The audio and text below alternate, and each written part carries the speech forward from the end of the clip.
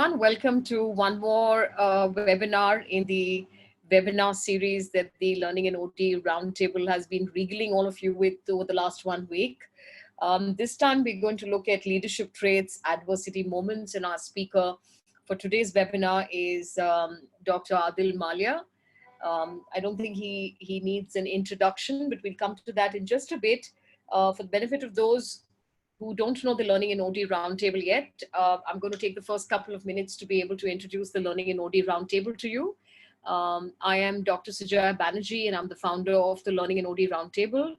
Adil Malia, who's our speaker today, has been a very compelling accomplice to this whole journey of having built the Learning and OT Roundtable over the last 10 years.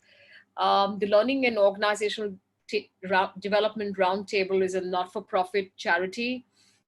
It's been built for the community to build a community of insightful learners, to help HR learning OT professionals drive strategic learning agendas, and to build a community of curious learners through various learning platforms that we've created.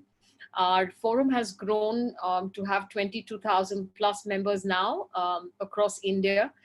We operate out of 5 cities: Mumbai, Delhi, Bangalore, Pune, and Hyderabad. For those of you who'd like to know of your forum in your own city, please reach out to Prudel or to Tessin. Both of them work actively for the forum and registered you to this webinar. The Learning and OT Roundtable has offered more than 200 learning events, conferences, seminars, research studies, and I'll talk to you about the current research study in just a bit.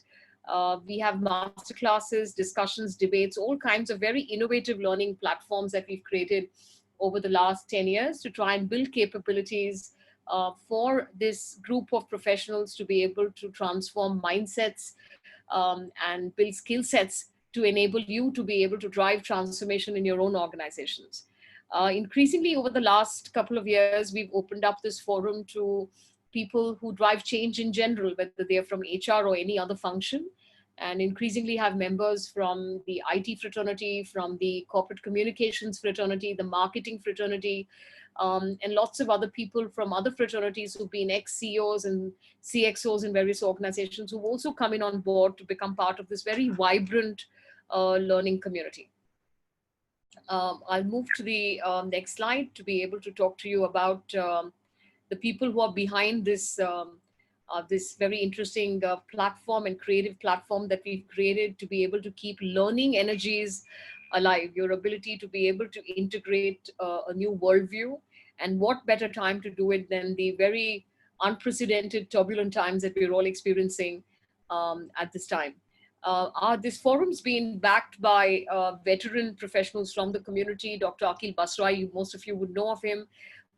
Veteran person, worked with Shell, with Hindustan Unilevers in the past. He runs his own consulting firm now. Adil from the firm, and we'll talk a bit about him in a while. Rajesh Padmanabhan, CHRO of Wellspun.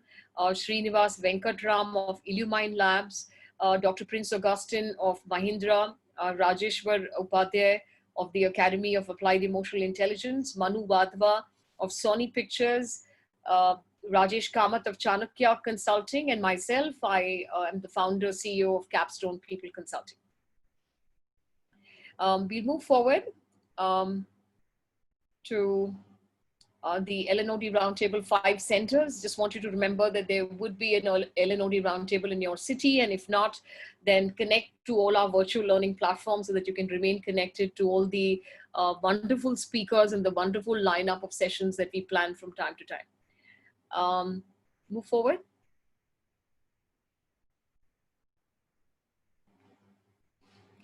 We have membership options for those of you who'd like to join this absolutely incredible journey.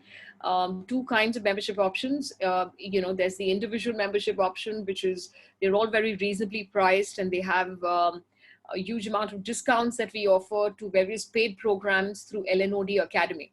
I recommend strongly that you find out more about the LNOD Academy programs because they're very differentiated, they're rooted in research and keen practitioner insights. So please access those to be able to build credibility for the learning function within your own organizations. We also have corporate memberships, which are very attractive. They have rolling memberships for up to 10 people, so which by rolling, we just simply mean any 10 people can attend the programs. So do find out more about this. Prudel and Tehseen will be in touch with you after the webinar should you want to come in on board and contribute to this journey called the Learning and OD Roundtable. I want to announce the DNI study, the Best Diversity and Inclusion Practices of Asia study. In the context of the current lockdown, we've extended the last date for entries to the 30th of April.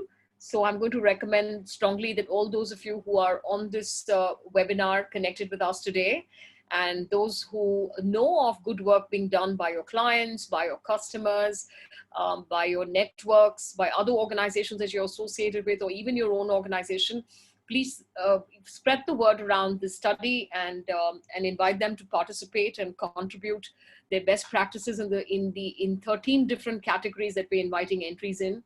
We have a very outstanding and a very well recognized group of international experts in the DNI space who are on the jury.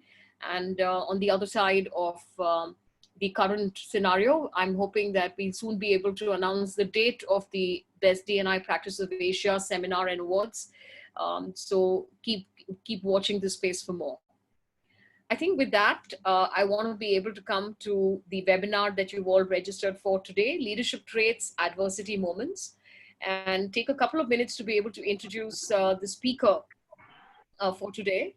Like I said, Adil's been very great contributing member and the inspiration very significantly even behind the LNOD Roundtable and the Women Leadership Forum of Asia. I feel strange introducing him because we go back a very, very long way. But for those of you who don't know about Adil, he has a very accomplished careerography. He's been in the human resources function for a very long time. He started at the age of 19, but we won't tell you how long he's worked in this space because you'll guess his age. Notwithstanding that, Adil is a very versatile individual. He's worked in senior management positions of various organizations. He's worked with GE, he's worked with Coke, he was the president of human resources of the SR Group. Extremely passionate about people. He's a voracious reader. He's fond of poetry. He's very, very fond of Urdu shairi. And you perhaps see all of that come through today when he talks to you through the webinar. He's been an appreciative coach and he coaches several CEOs. He's currently the CEO of the firm, which is the company he created after he left his corporate career to extend it into being able to develop capabilities and help other professionals and other organizations succeed. We're talking today about adversity moments, and Adil has the unique ability of being able to present his entire webinar using his doodles, which are very popular on social media. So a lot of you will recognize some of this, but the best part is that today we have Adil actually telling us the story with his doodles. So you're going to be treated to, I think 17 or 18 doodles through this conversation. And I'm sure this is going to be highly engaging.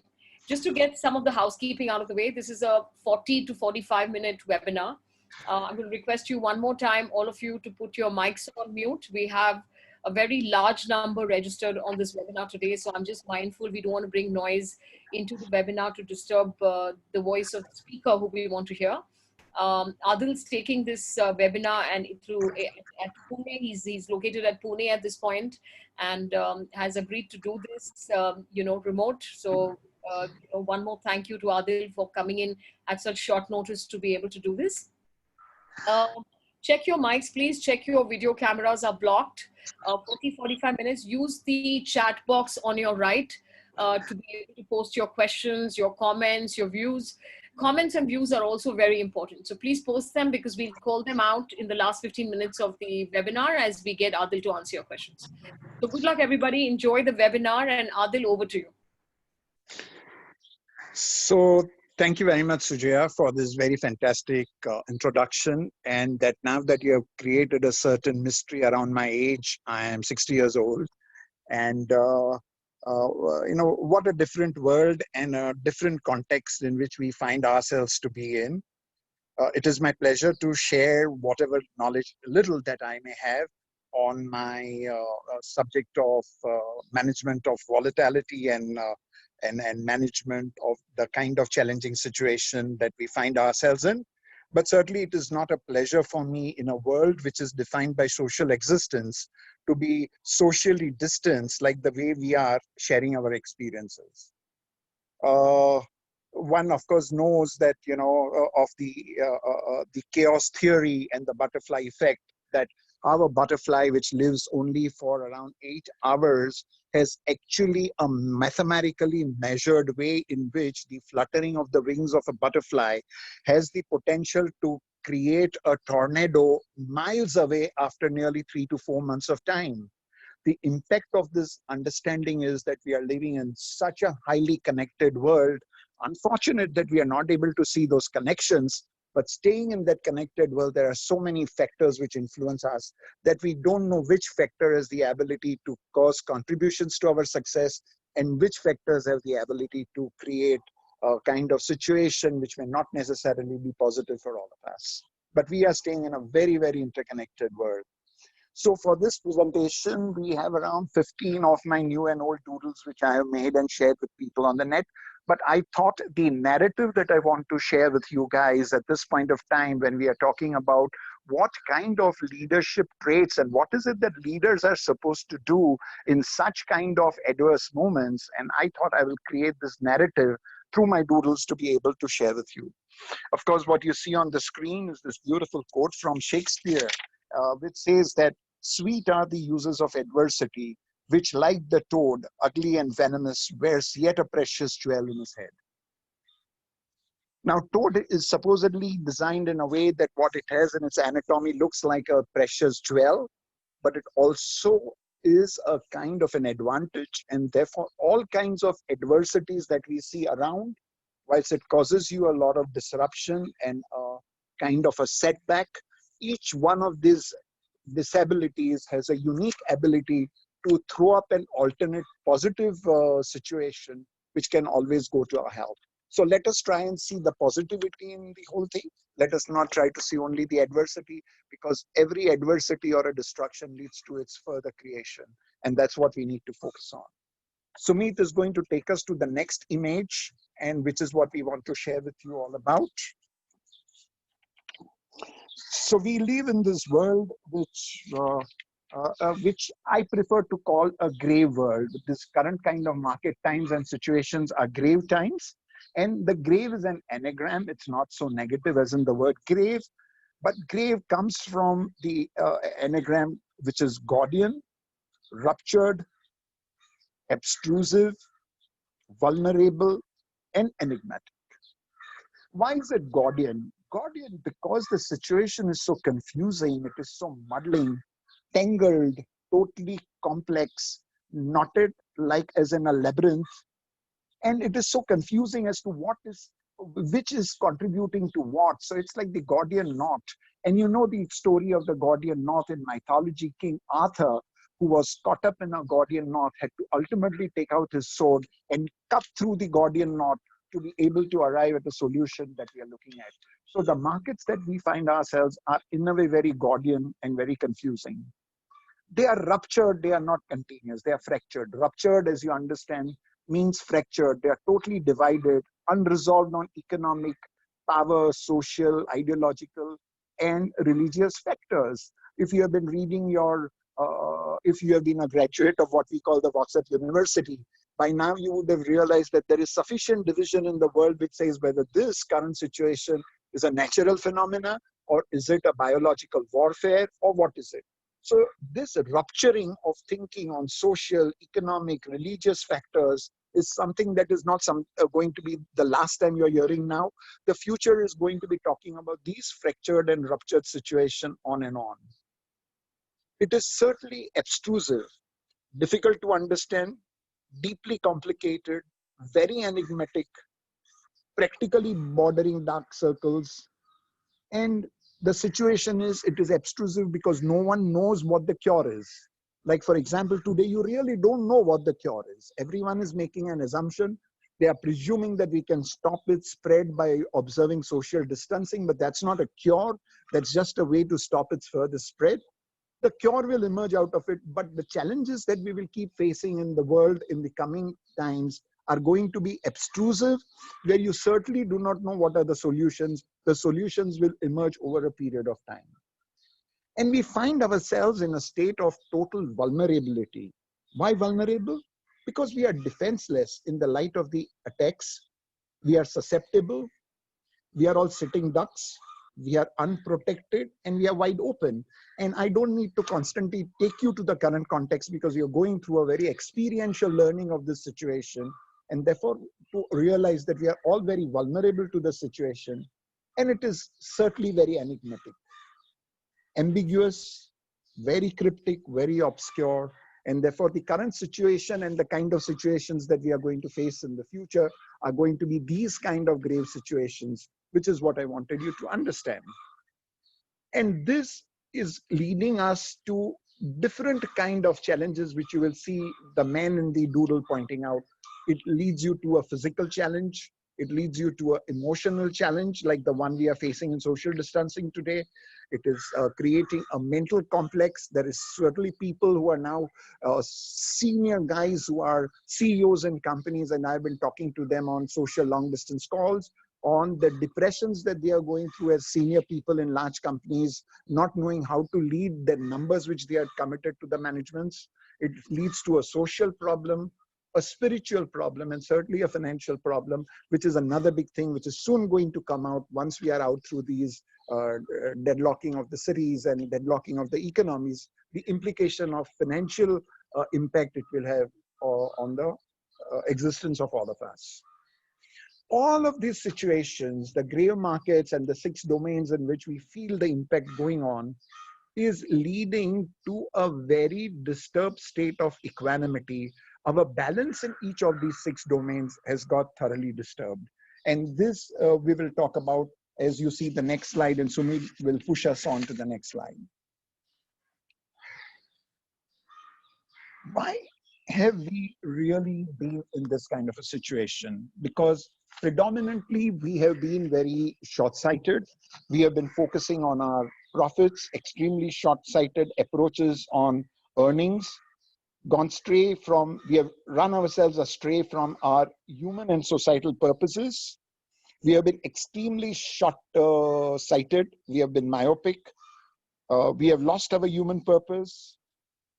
We have miscalculated global impact. So whilst on the one hand, we have been talking about global connectivity and the advantage of global connectivity, we have been so foolishly enjoying the benefits of global connectivity that we have been unmindful of what could be the possible negative implications of these global. Now, from a supply chain point of view, we are all aware of the fact that the dependency for even medicines, the raw material for basic medicines is also made in China. So God forbid if a China was to be locked down for 2-3 months, the entire medical preparations of pharmaceutical recipes would get impaired around the world.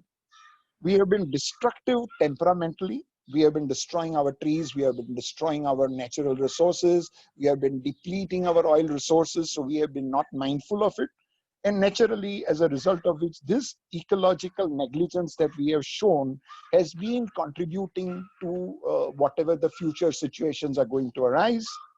We have collectively been connected, but that should not tell us that we have been collaborating.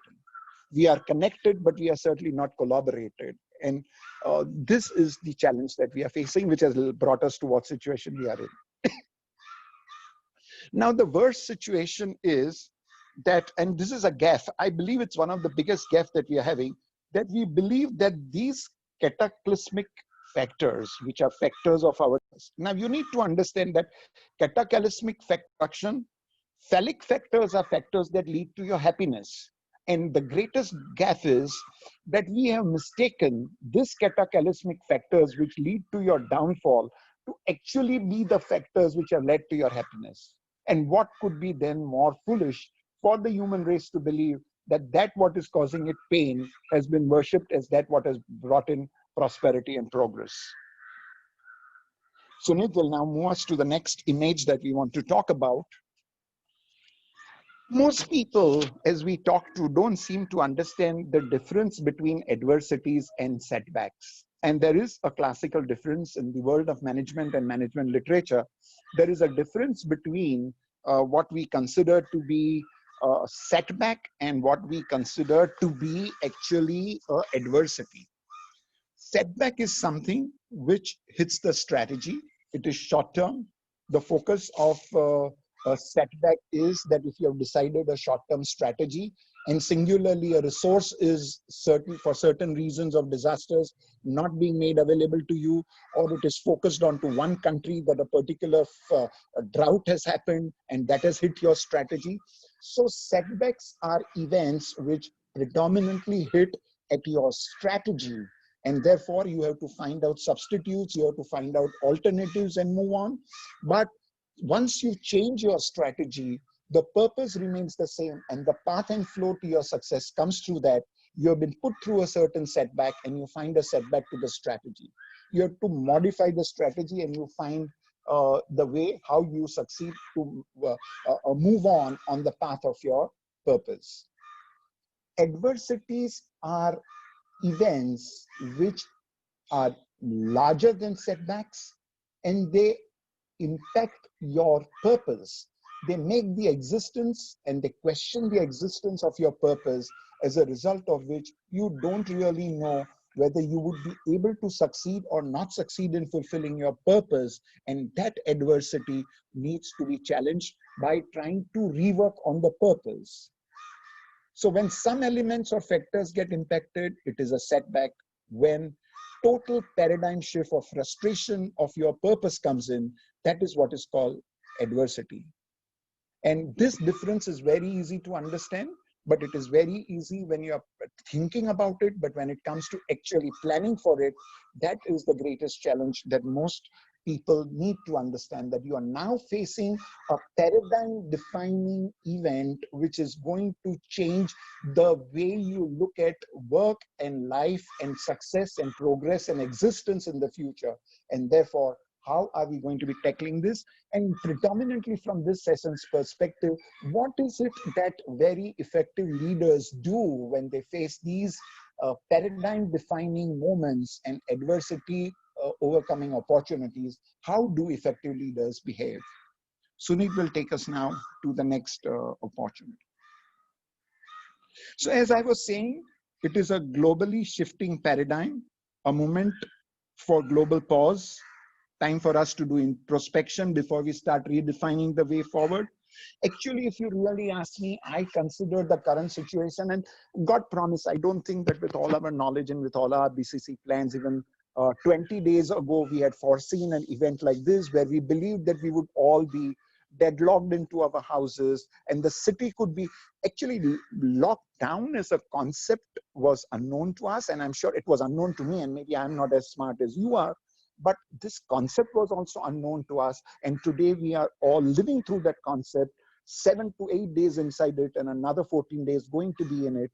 And this is a predominantly defining moment in my little understanding and whatever little knowledge I have, which is not much, but I believe that this moment is much bigger than even the Second World War event when it comes to its ability to redefine the future course of existence on Earth.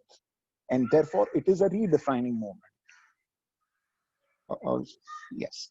Now, therefore, what are the mindsets, the whole I'm coming to the focus of what kind of mindsets do effective leaders need to have in these kinds of adversities, which are predominantly paradigm defining, and what kind of thought processes leaders should have as their mindset. So we have experience with sharp leadership, we have experience with smart leadership. Paradigm defining moments require wise and inspirational leadership. And therefore, number one is, of course, you need to be sharp. Of course, you need to be smart to understand implications and fight back. But that is, one more very important thing is that adversity is the moment of the fight. But then after that event is over, there is an opportunity for exponential growth, which you should quickly climb. You know the situation that Winston Churchill, after the Second World War, never really got elected as the prime minister because he was a great war minister, but his ability to lead the country after the war was rejected by the public. Therefore, we are talking about situations where adversity manager leaders have ability to fight these adversity moments and also thereafter succeed in continuing to help the growth of their companies in the subsequent events of exponential growth that follow. So therefore, you require that sharpness and you require that smartness to be able to fight the adverse occasion when it hits you. But it is very, very important that there has to be wisdom and there has to be inspiration. And it is only that kind of leadership that succeeds in adversity moments. From value creating to delivering value with social responsibility. Suddenly we are now realizing how important it is for corporates that CSR, from a very limited selfish perspective, the way we defined it and we actually executed it in our companies as just compliance of Section 13 of the Companies Act, is not really what corporate social responsibility about. We have to create value, we have to deliver value to our stakeholders, but much more importantly is how do we create social responsible leadership in organizations, because organizational social responsibility is contributing to the national growth and the global coexistence, which are the critical determinants of global peace and success, and that is the only way the world will progress. Economic value creation to ecology value protection. So of course, we have been all mindful. We have been doing economic value creation in a big way, and we have always understood what is the purpose of business. And a smart answer in a business school to that question is the purpose of business is to create economic value. Of course, earlier the answer used to be profits, and then the smart answer came to the purpose of business being creating economic value. The still smarter question for answer future is that it is to create economic value and create ecological value protection.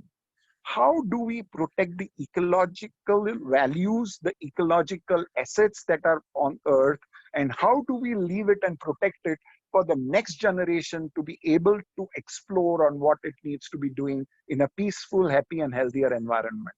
And that is the kind of leadership mindset that we are now requiring as the adversity hits us to bring us into the new situation.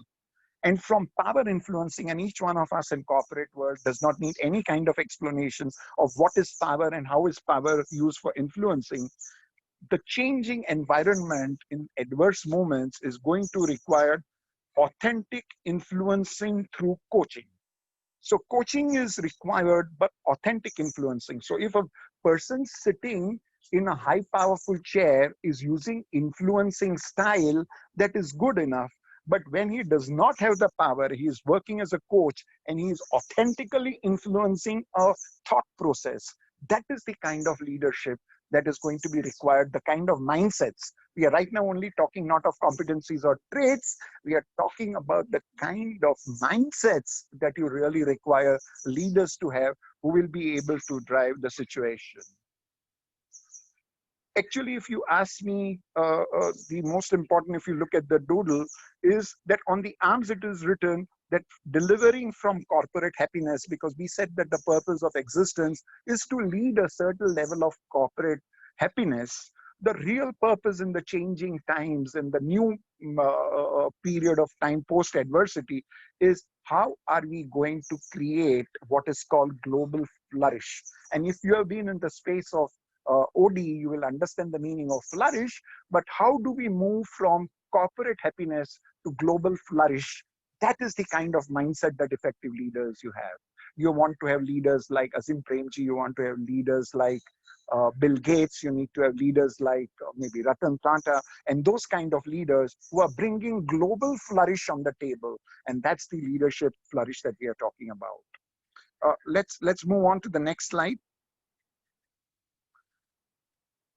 Now, when adversity strikes, what are the kind of mindsets that leaders should have?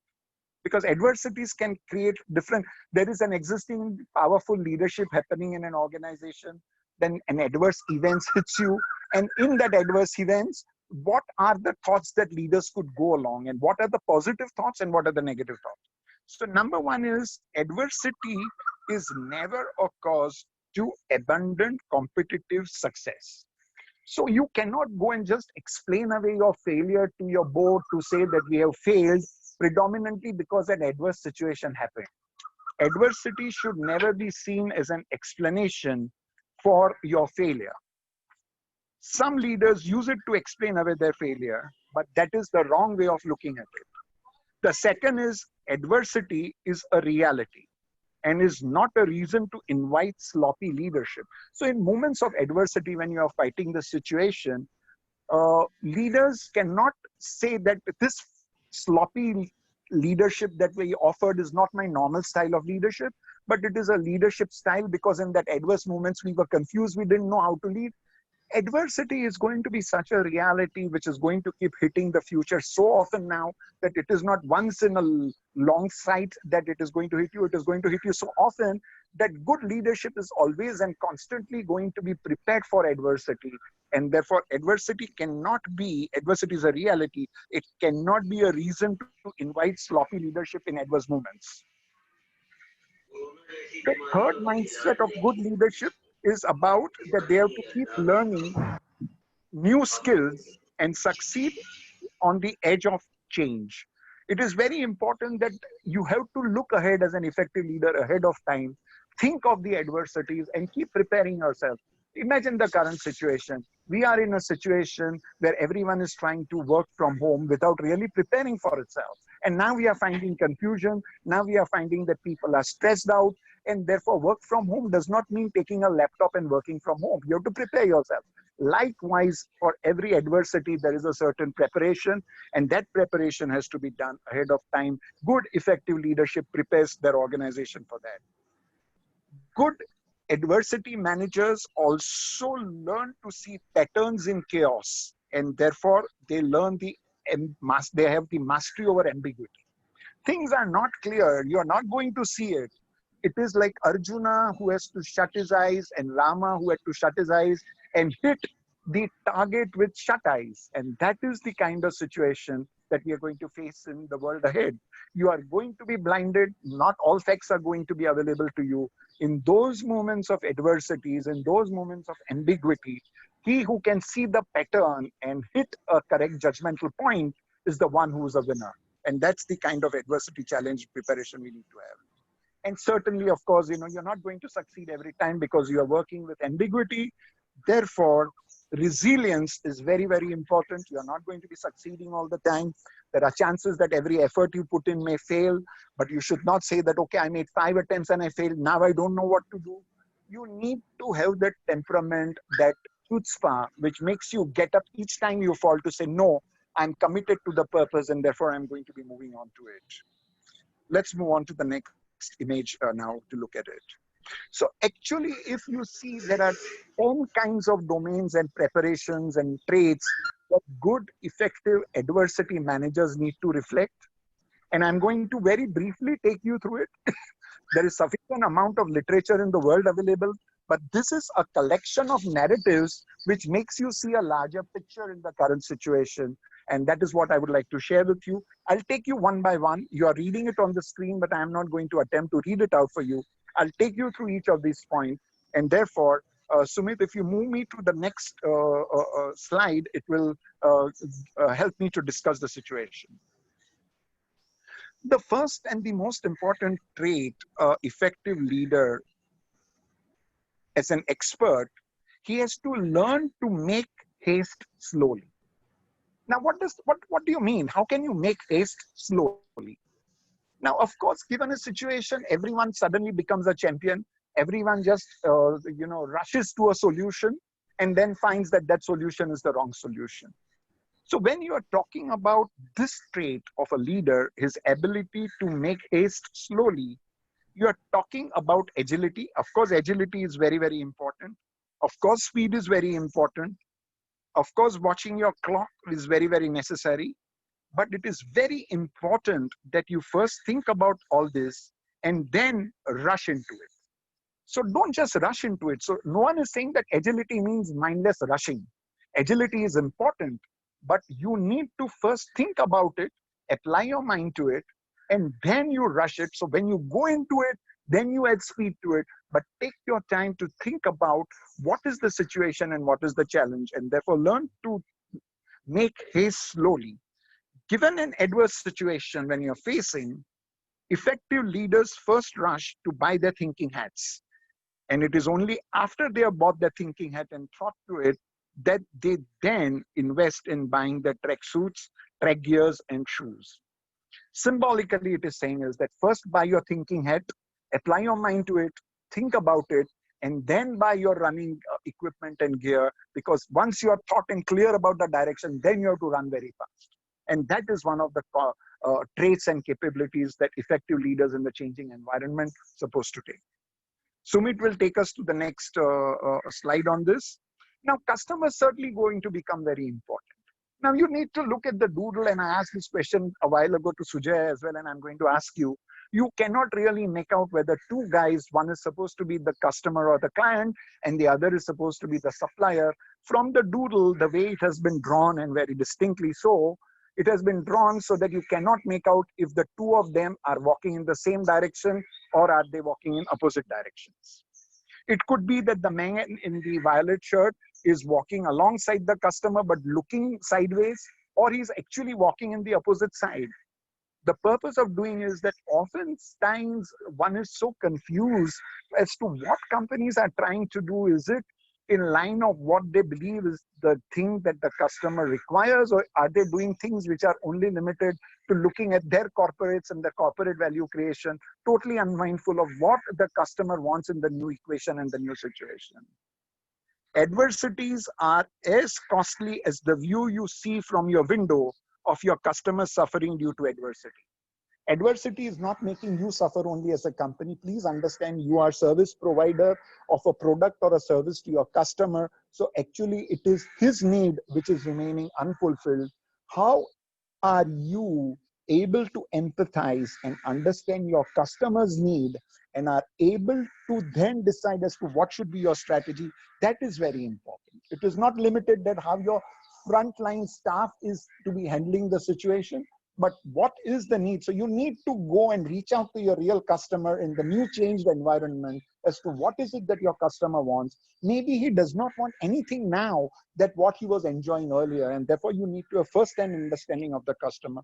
This is the sole point in which you will succeed or you will fail in the changing environment. How are you going to recruit your customers? How are you going to be connected to your customers? What is your customer retention strategy? They are the prime drivers. These are the questions that the real successful leaders in change environments of adversity, these are the questions they ask. Authentic customer partnership. There should be no doubt in the minds of the customer whether this guy is walking with me in my direction or he's walking in the opposite direction, but pretending to make it appear that he's walking along with me. Most companies in adversities focused on frontline operations, which gets choked and misaligned in moments of adversity. Adversity leaders who are really successful and effective go beyond frontline operations and reach out to their customers to understand their real pain points and design themselves to fulfill their requirements. That is very important. So customer becomes the most important thing in an adverse environment, how the continuity is to be offered to them. Sumit, move me to the next image, please. Now, this is very, very important. Now, you have been existing as an organization and you have your own culture. Your culture is suitable in the given situation. Now, all cultures are about rigidity, because anything which is alien in style, anything which is different than what the accepted norm is going to be rejected in a given culture. Now, adversity has come and stuck an organization, and you have an existing culture which is already at a static point. Now, the real stress test, and because adversity and volatility puts your entire enterprise culture to a major stress test. Effective adversity managers, therefore, are able to influence their organization culture and build an enterprise culture that fosters commitment, encourages resilience, and strengthens the sense of purpose by closely aligning rewards and incentives to it. So there are four things that they do. Number one is sense of commitment. Sense of commitment to what? Not to me as a leader. Sense of commitment to the purpose. Passion. Passion to fulfill the purpose even in the new adverse situation. We will redefine that purpose. But once the purpose is redefined, what is the absolute passion with which we will work for it? The culture should be reflecting that. If the culture does not bring out that passion, that organization cannot thrive or survive in a changed environment. Commitment, encouraging resilience, because we are all going to fall and fail. So people should not want to leave the companies and join other companies. Oh, tumhare paas solution nahi hai, you're not succeeding, we are moving on. No. And this you are able to do only if you have a very wise leadership and a sharp HR, and particularly a compensation manager who is able to bring in the reward and incentive plans and link it to the larger perspectives of the new culture that we are driving. Culture is that one thing that drives the passionate resilience to the vision and mission, because your vision and mission are going to be attacked in the new adverse situation. Culture drives that passion which you need to create a resilience to keep trying to fulfill the mission and the vision of the organization. It builds a positive culture, and that is its most competitive advantage. Building positive culture to thrive in post-adverse events is the most competitive advantage. If you have that right culture, everything else will fall in place. Mark my word for it. Sumit, move me to the next image, please. Now, it also, as I'm telling you, requires a different kind of leadership. Your organization in the pre-adversity event had a certain leadership, had certain trait, had certain experience with technology, had certain knowledge of the markets. But when paradigms shift, not one factor is changing. That was a setback.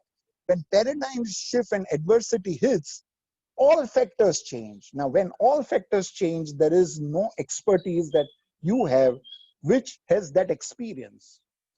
Effective leadership, therefore, looks at what kind of leadership is now required in the new redefined eventuality, and what, therefore, are the competencies required from new leadership, puts the new competency, goes around identifying people and quickly putting them in succession positions in the organization chart, which is what you're seeing. The entire organization chart on the screen is open, and the man out there is looking at his people through a magnifying glass to see whether they have the competencies required because they were successful in the pre-event, but post-adversity, do they really reflect those competencies? And if they do or they don't, then that's how they select them into a succession position. That is what one is. So ability to identify leadership traits, identify the right people with leadership skills, and position them correctly is one of the critical adversity leadership styles. We'll come to the next image, Sumit. Knowledge management is very important. Why is it important? Because when we are moving into the new space, which is the post-adversity space, at that point of time, new skill sets, new knowledge, etc., and organizations' capability building through knowledge management has to focus on that. Having said that, the past suddenly does not become irrelevant because we are in a transitory stage. We are not in a disconnected continuity. So therefore, when we are in a continuity, your past is very important. Your past learnings, past knowledge, past assets, experiences are very, very important. Therefore, good, effective leader plays the role of a relay master, where he is taking transitory knowledge from the generation of managers who have gone or who are in the past and passes it on along with the new knowledge and new skills and new competencies to the new generation of leaders, so that they have new skill sets and past knowledge and experience through knowledge management.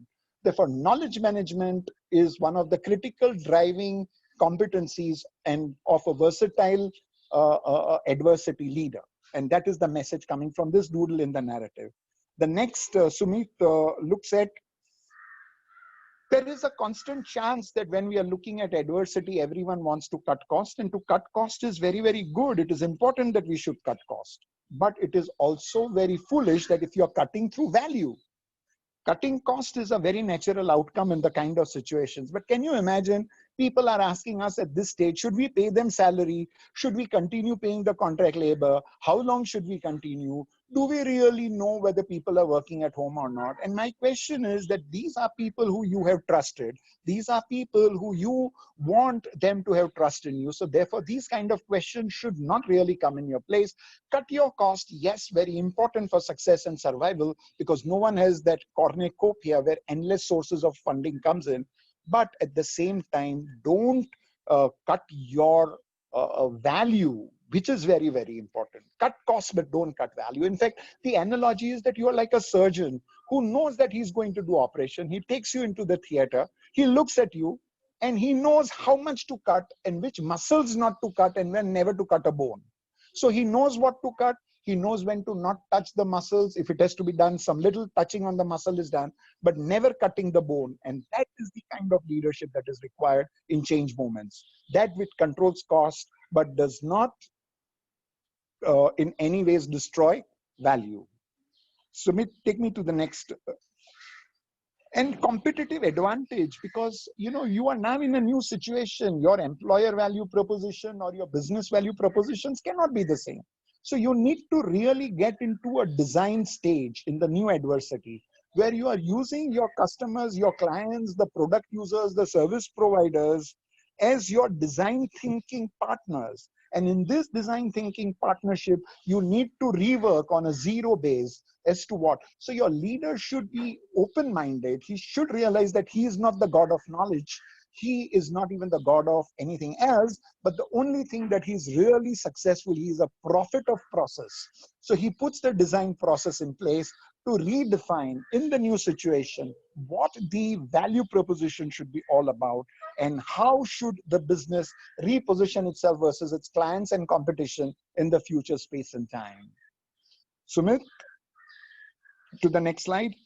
And of course, I said one of the most important role adversity leader does is he plays a kind of a corporate James Bond. Why James Bond? Because James Bond always likes his drinks and particularly loves martinis, and he likes them stirred, not shaken. What does that mean in this context? What is very, very important is that as a leader is driving his people and his people engagement, at that point of time, he has to stir up their desire to go for higher achievements. He has to, he may have to check them, but the most important thing is he has to stir that desire for higher and higher achievement. But in the process of stirring for higher achievement, he should not really go around shaking them up. And that is very important. He needs to stir them and not shake them like James Bond does. And of course, if there are subsequent questions, you may ask me. And even if the kind of time frame that we are in today, if that does not work out, you can write to me separately and we will talk about it. But in your engagement, stir your people, don't shake them up. Sumit?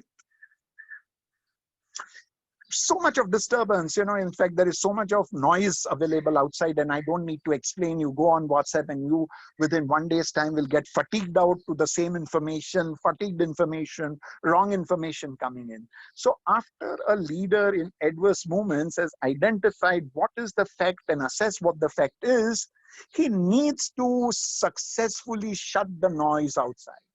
Because unless he shuts the noise from outside, he will be never able to converse with himself and decide on what is the way forward. Effective adversity leaders at the right time after collecting information know how to shut the noise from outside and not let that noise outside disturb him, and be able to then talk to himself and come out with communication plans to calm down his anxiety and to communicate and get and arrive at the real directions. That is the competency of ability to shut out the noise and determine for himself what is the way forward path. Sumit, next one. And of course, very important is you need to then focus. There are 100 things available. 100 people will tell you what to do. Even in the corona situation, you need to wear a mask, you need to do this, you need to put oil on your head, you need to put oil on your hands, you need to wash 20 minutes. All right, good. But there is so much of information. And in adverse moments, not only this, there are so many things that would be available. The power of one is what you need to understand. What are those critical 20% things that you should do, which will drive your 80% results? There will be 100 things you have to do, and if you go around putting and spending your energy to achieve those 100 things, you will not succeed.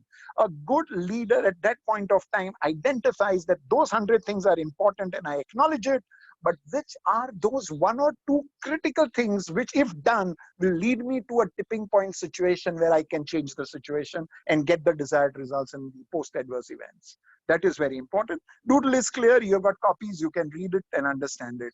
Sumit, next, let's come to it. And of course, the last, as I said in my classical ways, that we have to succeed in that situation. It is not an alternative, because adversity is a reality.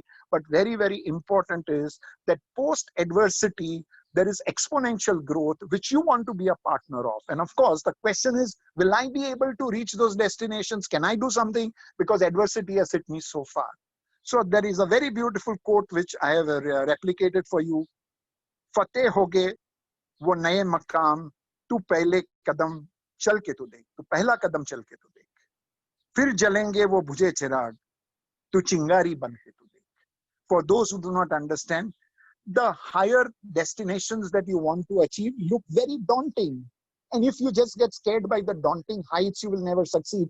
First, start taking the first step in that direction, and then you will be able to reach those high destinations. In the same way, you ask this question, that in post-adversity situations, I am finished. No way. The burnt lamp will always have a light. You first need to learn to become a spark, and therefore I would say, tu chingari ban ke to dekh. And that is very, very important. So with this, I think the narrative that I'm sharing with you is to tell you that adversities are realities, and adversity leaders need to have different skill sets, different mindsets, different feelings, different heartbeats, different heart sets to be able to drive to success.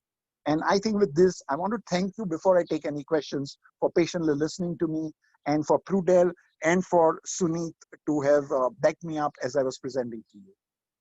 Sumit, will we open out for questions?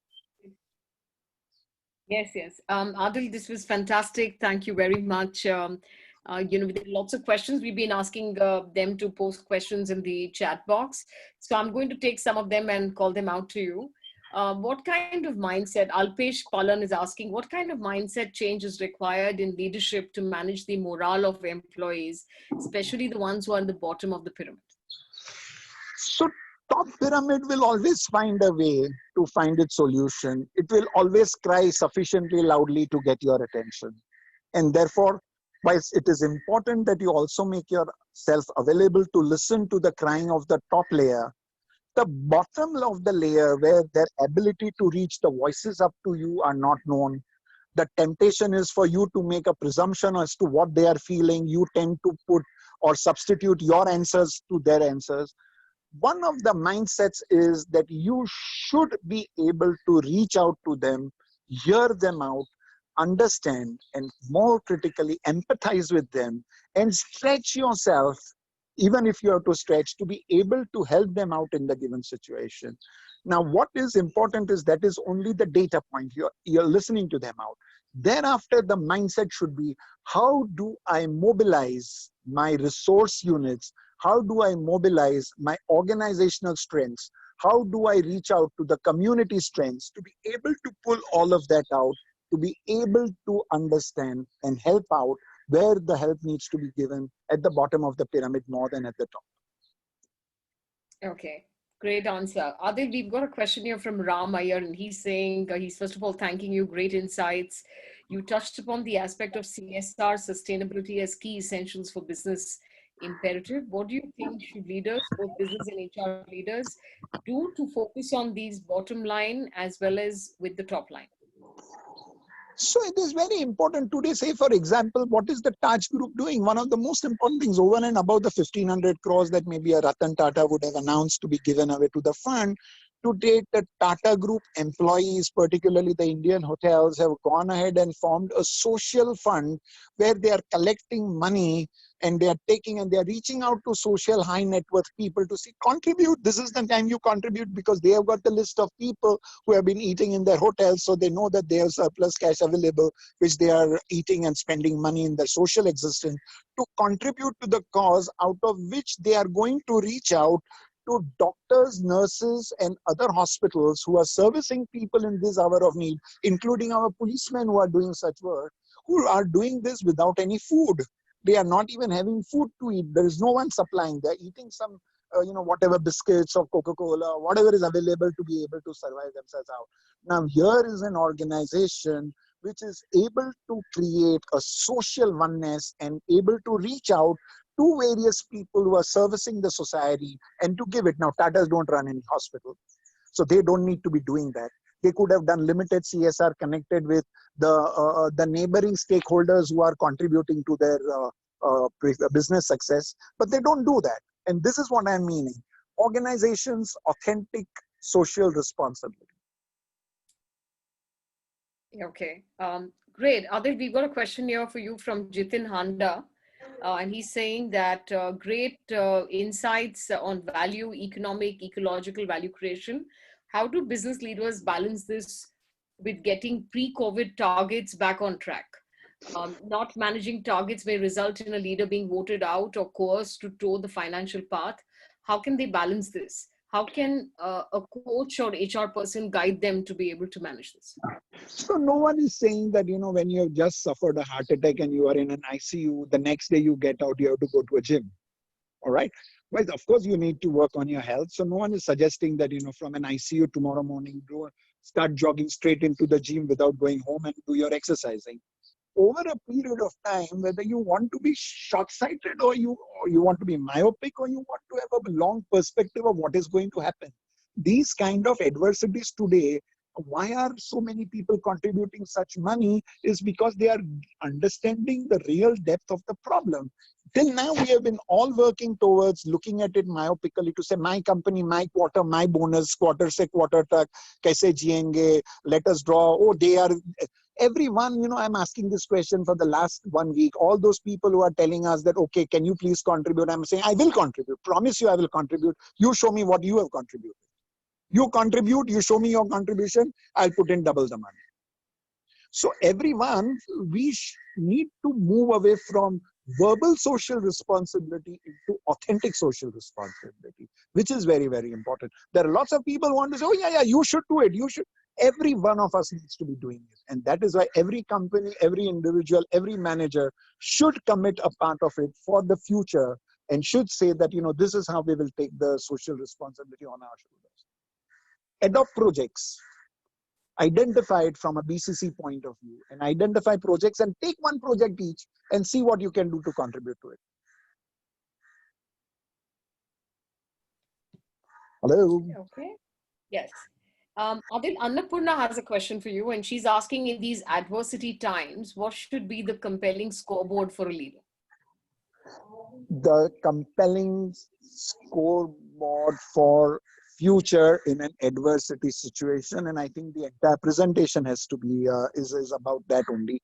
Now, the question is that we don't need to be so focused on putting scores onto it, but what we have said, those 10 deliverables can all be put into scores, which can be converted into measurables if we want to do it. What is important is for us to understand that whilst we can put the measures in a different way, and we have not really seriously applied our minds to the measures. We can put measures and we can say how the scoreboards will work, but these are the 10 areas in which leaders need to work to create readiness, not only in the enterprise, but in the society generally, to be able to face such challenging environments. Right. Adil, last question we're going to take from Vinod Ailani, who's saying that they were very deep insights and he thanks you for that. But there's lots of negativity and there's data showing mental illness is increasing. Can you give your perspective on this, on mental strength in times of adversity? Absolutely right. And if you remember the first slide that we presented, in which we have shown the man out there, at that point of time, you will have said that physical and mental impact of adversity is very, very high. Lots of people think that they have got huge tenacity to be able to tolerate this, but depressions are things which automatically come in.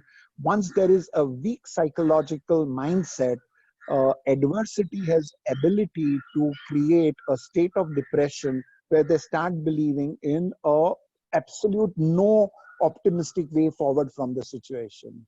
So it is very, very necessary that the people who are in the space of wellness and mental health should be able to in fact, to create a composite readiness, not only physical, mental, psychological, economical, social, spiritual, the 6 domains in which we have tried to highlight, the spaces in which people need to create their readiness. Super. Thank you so much, Adil. Very effusive feedback on the chat box here. And we will have a recorded version of this available on our website in case you want to share it with more people. And meanwhile, thank you everyone for being on this webinar. Even as we close, very quickly to let you know that we have, another webinar in our series coming up on Monday, which is on personal branding and reinventing yourself in turbulent times. This one's being offered by Rajesh Kumar. And he's offering this out of Marketing UiPath in Singapore. So log on to this 4 to 5 p.m. on the 6th of April. On the back of that, on the 8th of April, we've got a webinar on mental health and happiness, surviving turbulent times, being offered by Kirti Soni. She's a mental health expert joining us from London. This is on the 8th of April. So look forward to having you on board joining that one.